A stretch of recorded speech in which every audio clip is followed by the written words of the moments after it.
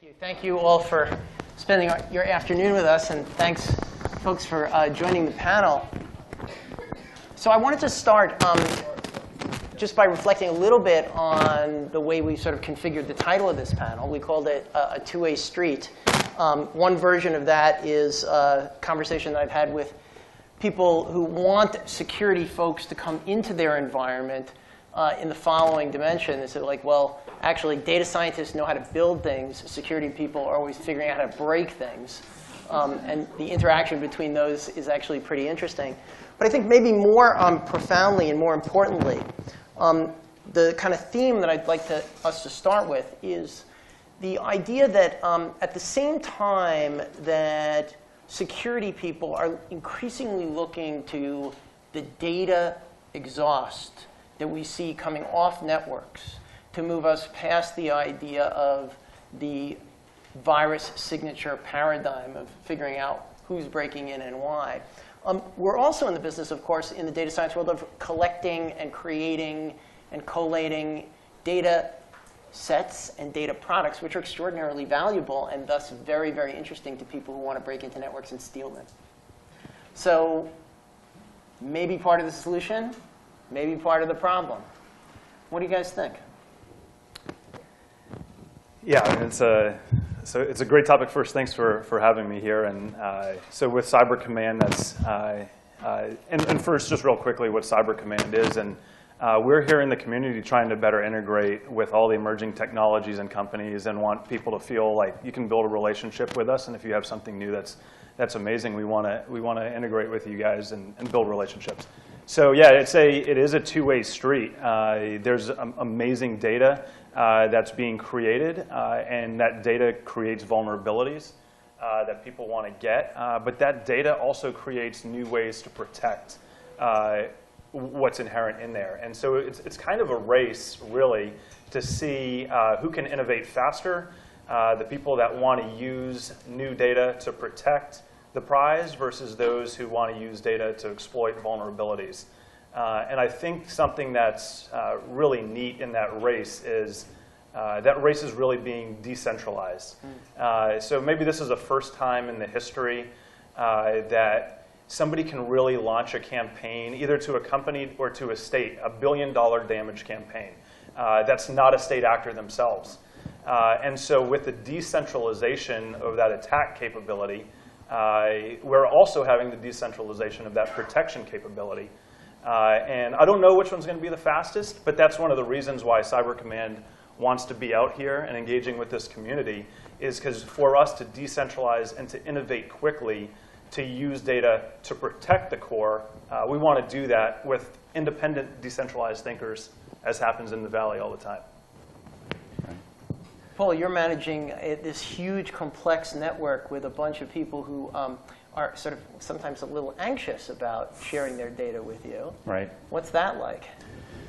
Well, that can be an interesting challenge, because when we at Cal said that we were going to expand the security program back in 2013, one of the first pillars was looking at how we're managing our security data. I think we hadn't really treated security data as a first-order concern, and we recognized that was a fundamental problem.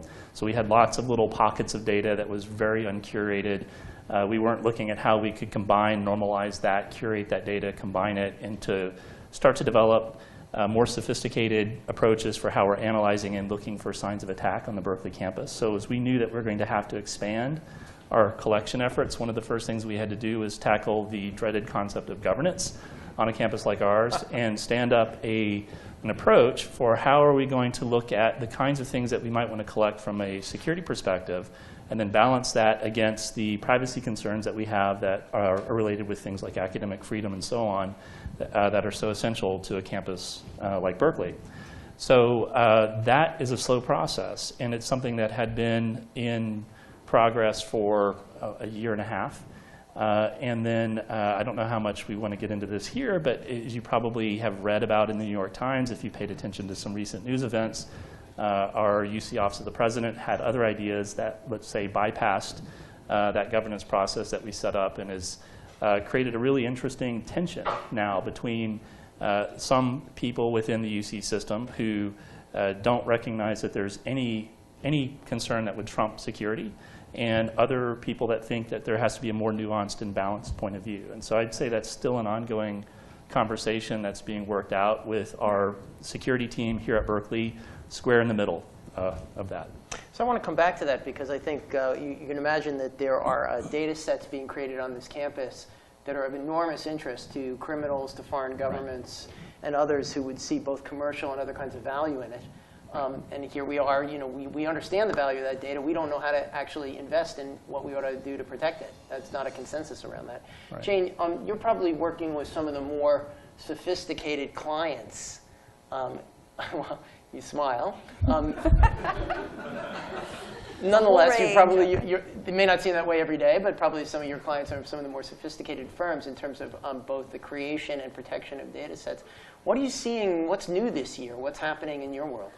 Well, to your first point about sort of sophistication, I mean, we see the whole range, and you would be surprised at some company and brand names that you think would be very sophisticated. Mm-hmm. But when it comes down to the corporations actually putting dollars to the investment in the tools, the protections, the analysis, the team even, that's a disconnect, particularly in the Valley, surprisingly enough, because their focus is on that next product, that next solution. Mm-hmm. Everything else is secondary to that.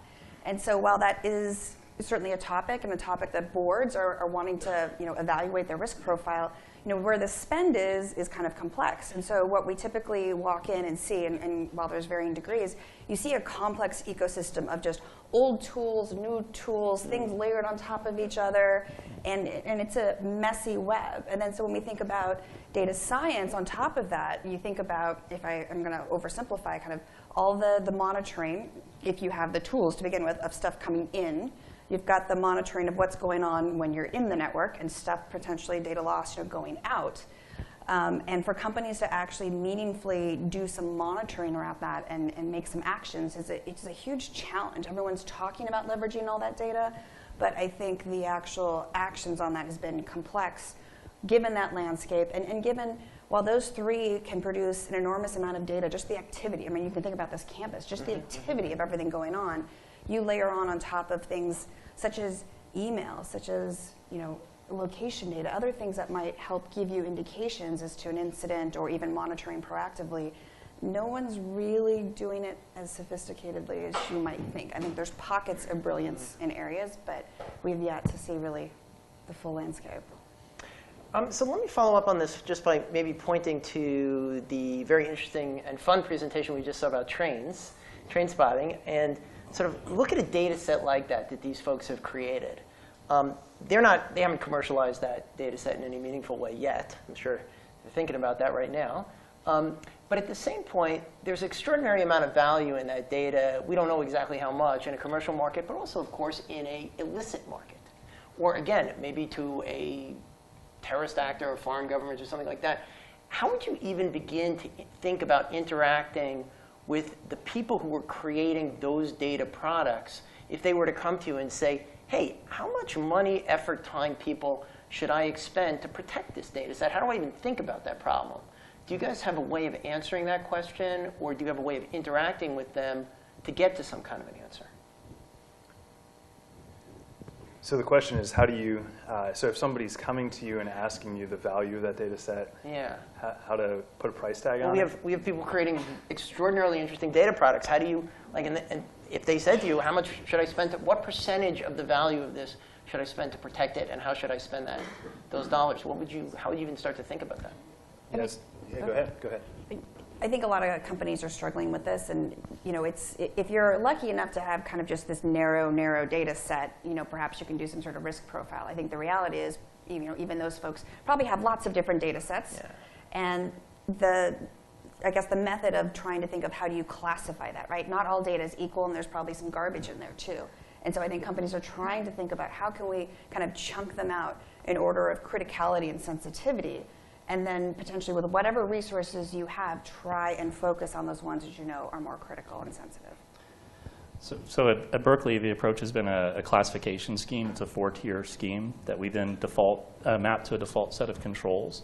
But the troublesome bit is to walk through some kind of facilitated discussion with the PI or whoever's generating those data sets to help them make sense of those 4 different levels so that they can basically decide when they're saying if that's levels 1, 2, 3, or 4, it really, we're asking them how much are you willing to spend, how much trouble are you willing to go through to protect that data. And there are some kinds of generic questions that we can ask to help facilitate that discussion, but a lot of times it comes down to a one-on-one discussion. It's not an easy thing to scale, especially across the Berkeley campus. And so it's an interesting thing because if you look at something like the NIST CSF framework, it's relatively new in cybersecurity. It's really nice because it speaks higher ed and research institutions much better than ISO 27001. And it breaks how you look at security down into 5 kind of top-level functions. And the first one is identification. And it's easy when we start thinking about data in cybersecurity to think at the later steps, to think about the next one, protection, or to think about detection. In fact, that's usually what we think about, all the data that's coming off of our taps and our net flows and all the indicators of compromise we can pull off of endpoints, looking at registry settings and all that kind of stuff, and how we can start to build up these very rich collections of data and then start developing algorithms to look through all of that. But really, at Berkeley at least, it's the lack of identification of what our critical assets are and how critical they are to us. That's the challenge. So it's relatively easy to put forward a classification scheme and to develop some general heuristics around that to say what would be in levels 1, 2, 3, and 4, and then base what controls we would recommend that you implement based on industry standards. But then to actually get people to engage and to really understand and walk through that is a completely different matter. So let me give one example of that. So we tend to think about, well, if the data is stolen, or there's unauthorized access, or there's notice triggering laws in the United States, or there could be a scoop of intellectual property, things like that. But we actually had a case at Berkeley about a year ago where it was a loss of access to their data. So they were hit by, a PI was hit by CryptoLocker. So it's a piece of malware that downloaded by somebody just browsing the web in the background and began encrypting all the data that was on their local hard drive plus any shares that their endpoint was connected to. The goal is to basically hold it for ransom, so they pay some amount of money to get the data back.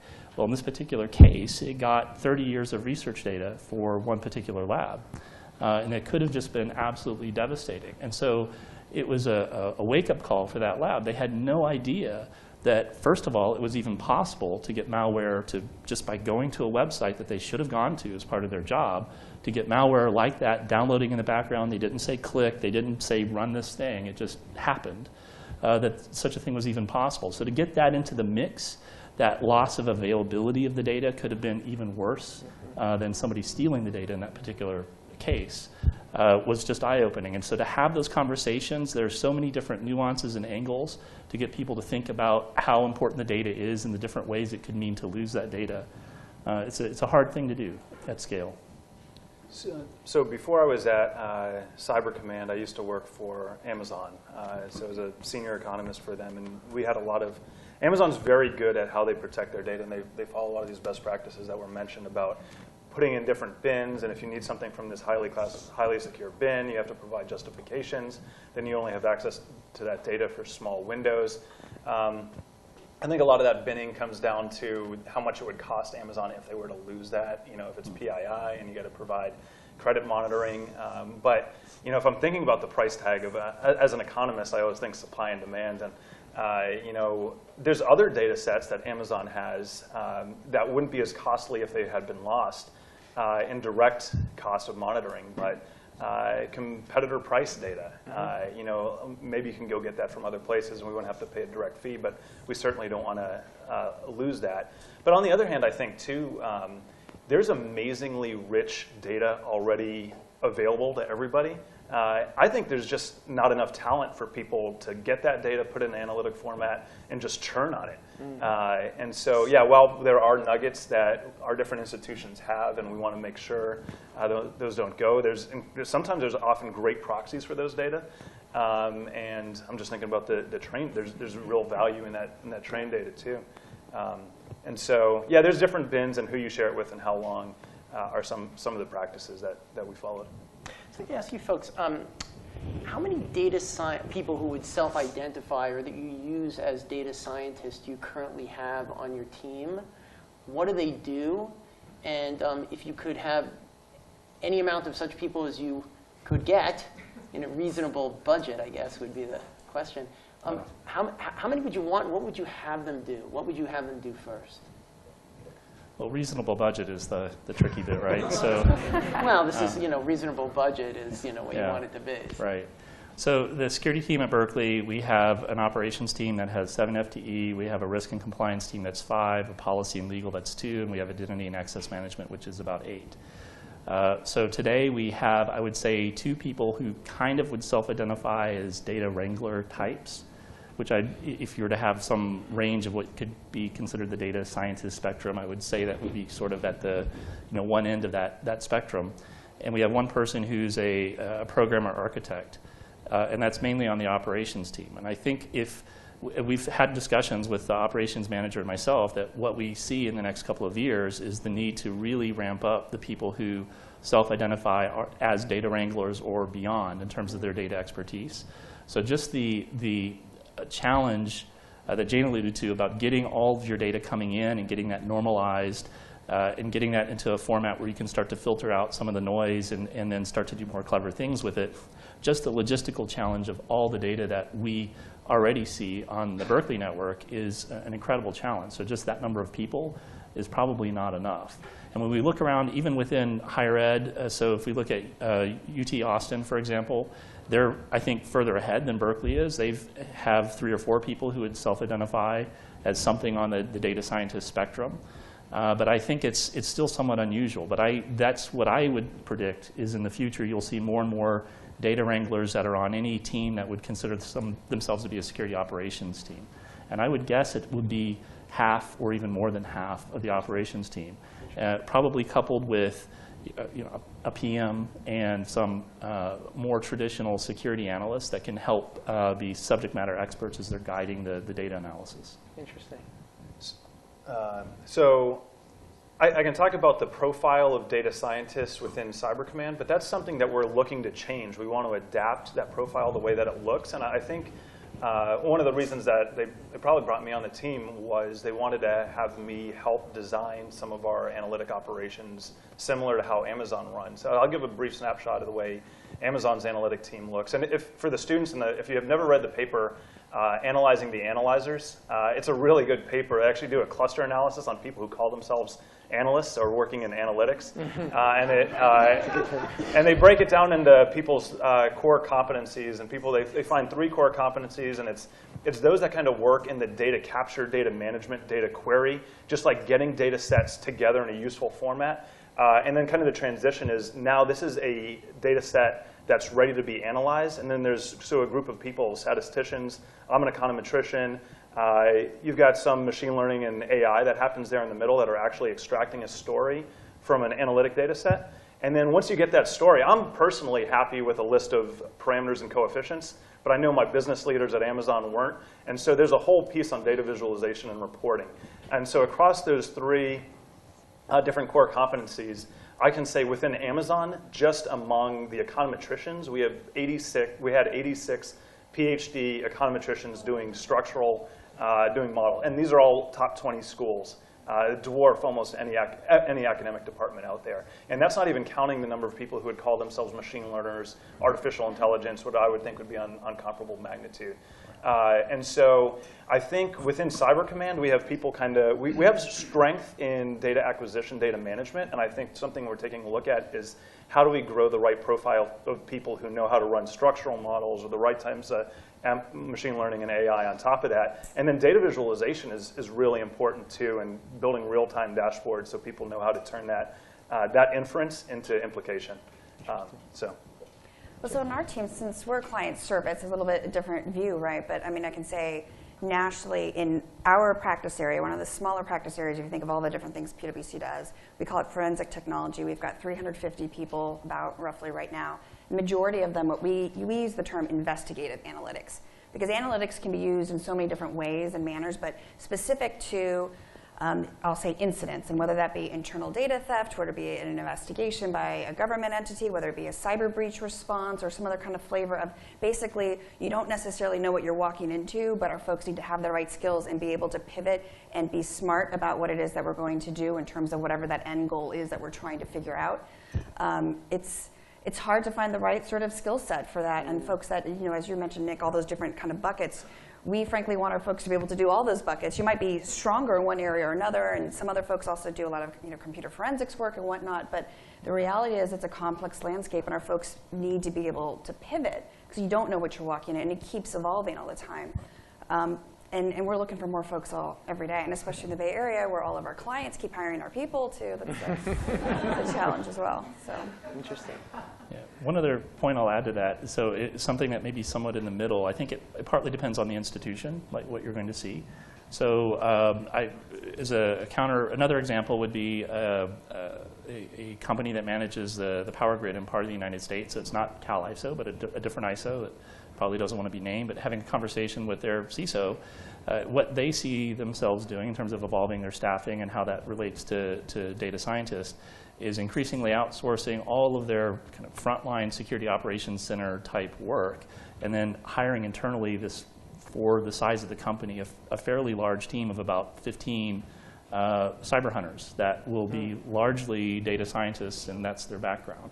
So the trend towards the employment of more data scientists in cybersecurity, I think you'll see across the board. It's just how advanced are they on that spectrum is going to depend on the size of the institution. So like Berkeley, for example, in spite of what they might say, it's a very risk-tolerant institution. And so they're not looking for the advanced persistent threats and so on the network.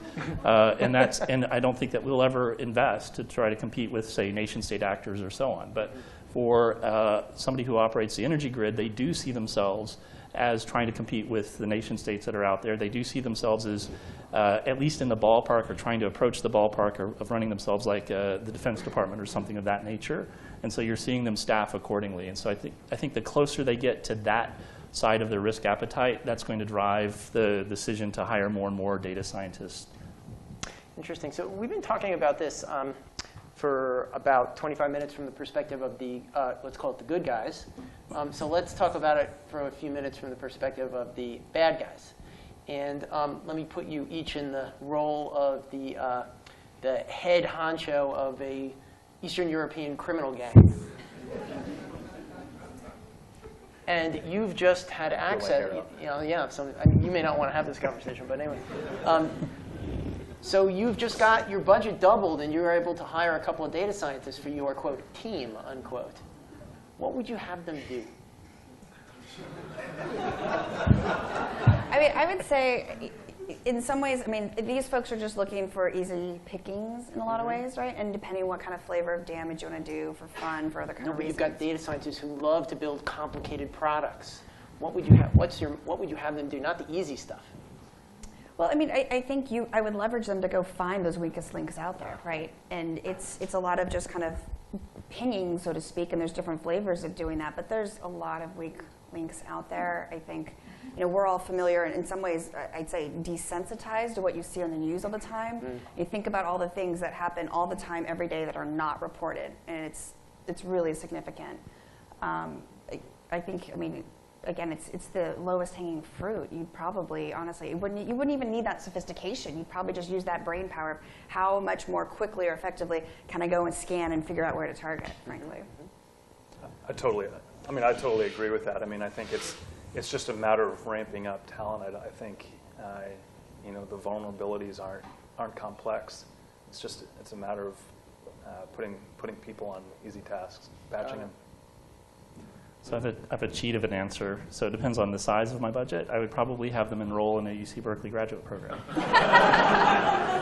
We can go for that. That's right. Good. Yeah. So. Very good. OK, one last question, and then we'll take a few from the audience with just a few more minutes left.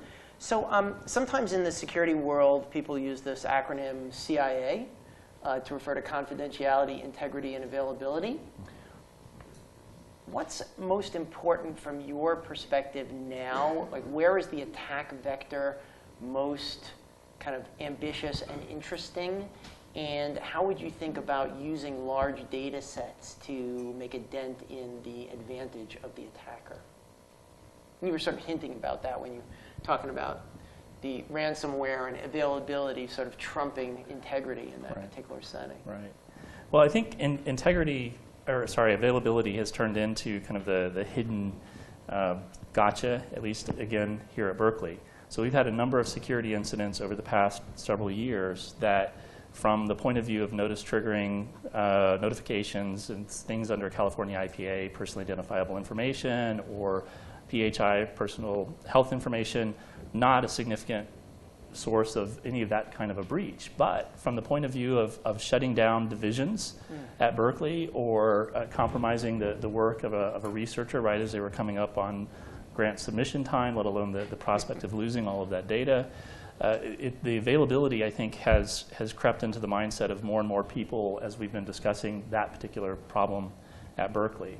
And I think the attackers know this to a large degree. I mean, that's not the only type of attack that we see, but the ransomware type of attack is one of the most common things that we've seen over the last, say, 12 months at Berkeley, and we're continuing to see that. We've seen a rash of that earlier this week at UC, not just at Berkeley, but across the UC system, and we expect to continue to see that into the future.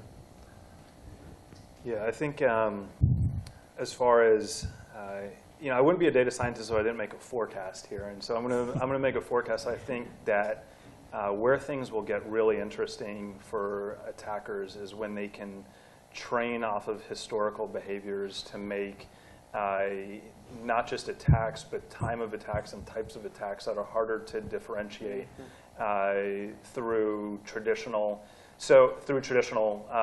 predictive models. And so when I say predictive models, I'll just to kind of set the stage, I think of predictive models as models where you're just throwing tons of factors on the right-hand side to predict an outcome, as opposed to structural or causal models, where you're trying to really disentangle the cause and effect of a single factor. And so once you have an attacker kind of being sophisticated, then they're not as easy to pick up through a predictive or machine learning model. And I think even in academia, structural models with some sort of strategic effect where if I'm going to check this node and then you're not going to come to this node, you're going to come to that other node, it's basically running analytics on simultaneous systems of equations. Academia is not there. They're starting to scratch the surface. And it doesn't take a lot to get into that environment from now. All it takes is an attacker being strategic in their behavior for it to be difficult for us to monitor. So I think that's the next step in academia. I think that's the next step. I mean, even same thing in e-commerce. If I'm a big company and I want to price a certain way and I don't think my competitors are sophisticated enough to change their prices, but now if they are, I've got to run a strategic model. So you need a data scientist trained in game theory as well. Yeah, that's exactly. So that's my forecast is if you have an interest at that intersection, that's going to be very valuable. Really interesting. Jay? I would agree with that. And now the time to actually get there and companies actually pivoting may take longer, but I completely agree. I think when you think about, a few years ago, companies were just still nervous about using the cloud. And I think there's certainly been a huge tipping point. Companies are realizing, okay, I can't keep up with this investment. Let me leverage these guys over here, shift some liability for folks who are full-time invested and focused on this. And then the power of the amount of analytics and work and whatnot, depending on what you want to subscribe for, is available. And there's a lot of neat software out there now that creates sort of, I'll say, tactical diversion, little honeypots for folks to go after that you can monitor. There's talk in the future about companies being able to deploy virtual servers within minutes as opposed to the traditional, potentially months, years-long acquisition for a new server type of process in traditional IT departments. And so I think that that type of modeling is where they're going to go next, is knowing that this stuff is on the horizon here for them to be even more sophisticated and ahead of it. Yeah, those are great examples. It's just a really interesting different dynamic when, on the one hand, you've got a data set that's really hard and messy and ugly to wrangle. And on the other hand, you've got a data set that is actually running away from you because someone's chasing you and you don't even know it. Those are two different kinds of problems. Yeah, well, I'm glad you guys have this job and I don't. We have just a few minutes. Any questions from the audience?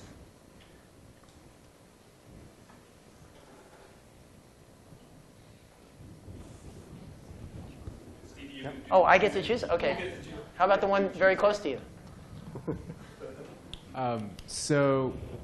Generally speaking, when you encounter a data science problem, it tends to be somewhat reactive in nature. So you acquire some data, it needs to be pre-processed, and you try to arrive at some kind of insight. When it comes to cybersecurity, usually your threats are latent, right? They haven't perhaps exposed themselves, or you've already been a victim of a particular threat.